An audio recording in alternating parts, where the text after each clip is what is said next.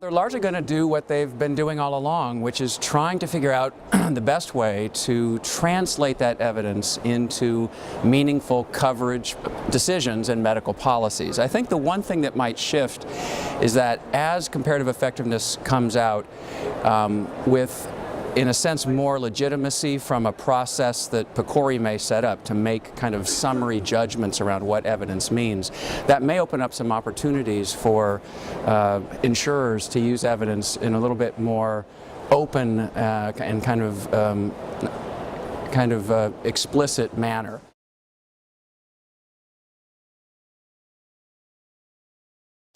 I don't think it's the magnitude of research or the scope of research that's really going to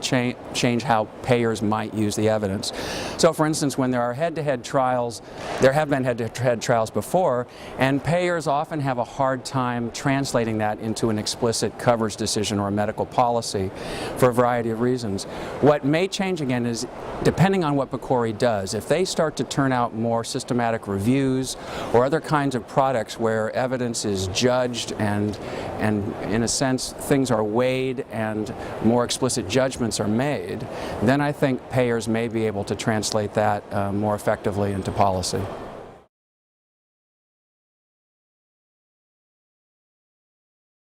The first question, though, that payers always have to ask themselves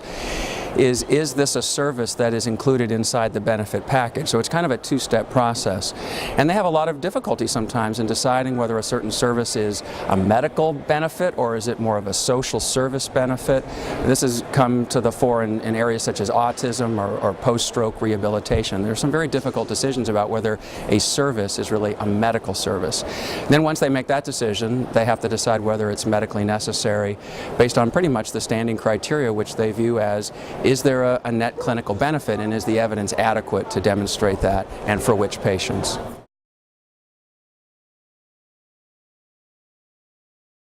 Insofar as more evidence, and maybe evidence of a slightly different kind, will be coming down the pike after PCORI and as we just get more funding into comparative effectiveness, there's going to continue to be a really important need for manufacturers, regulators, and payers to improve their dialogue around evidence standards, because the last thing we want is so many different signals to be sent throughout our healthcare system about what good evidence is. If we can improve the dialogue across the different stakeholder groups, I think we have a real chance to improve the efficiency as well as the quality of evidence and the way that it's used in care.